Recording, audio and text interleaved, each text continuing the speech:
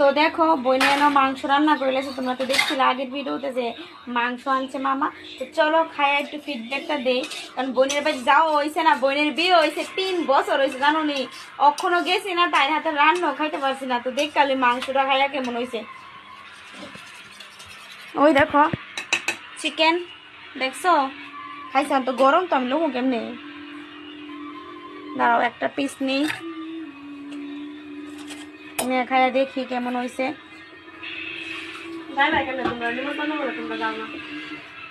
তো দেখো এন আমি একটা পিস নিছি, একটু ঝুল নিছি, তো দেখি খায়া কেমন হয়েছে।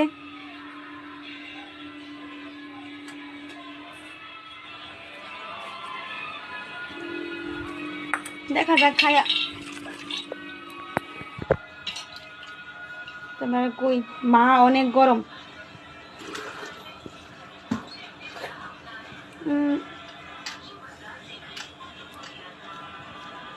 খাওয়া ধুইছে